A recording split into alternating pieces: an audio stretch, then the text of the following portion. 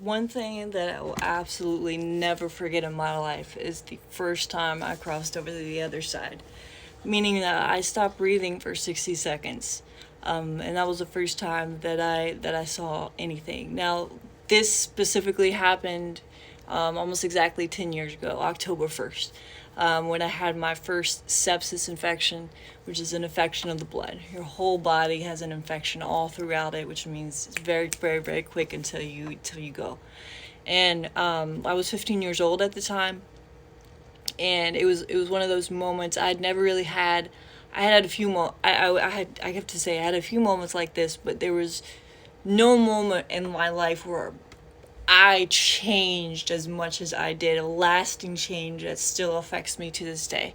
Because I will still never forget that moment when time stopped, when my spirit came out, when I no longer felt anything in my body. I was out of my body, I was out of my essence. My soul had departed from me, and I was on the other side, and time stopped, and it felt like I was stuck in time for such a long period of existence, because time did not exist in that moment that time stopped.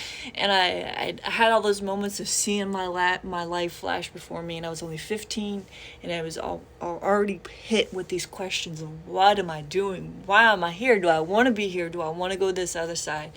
I didn't visually see anything, but I felt the incredible presence of a greater being above me. I felt that I was in awe of something much, much larger than my own essence.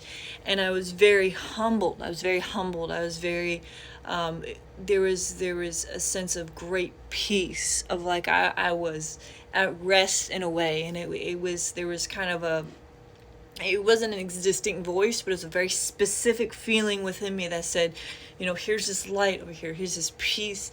You can reach for that and you can be done, or you can return. And I remember the deciding factor in whether or not I returned was I had never been a very affectionate person in my life. I had never been like that. Some was because of how I was raised, but never been an affectionate person in my life, and I never really expressed to anybody what they meant to me. Never told people that I loved them. I never just said, hey, like, thank you for being a part of my life. And I realized that that was all I had in that moment. That all I could take with me was my soul, my memories, and the impact I had made on other people, and absolutely nothing else mattered. And I have to say that it's a very mixed bag, but it's a very profound experience to be 15 years old, and that's kind of one of your base experiences. That's when I feel like I came alive. And to this day, I always attribute my life of being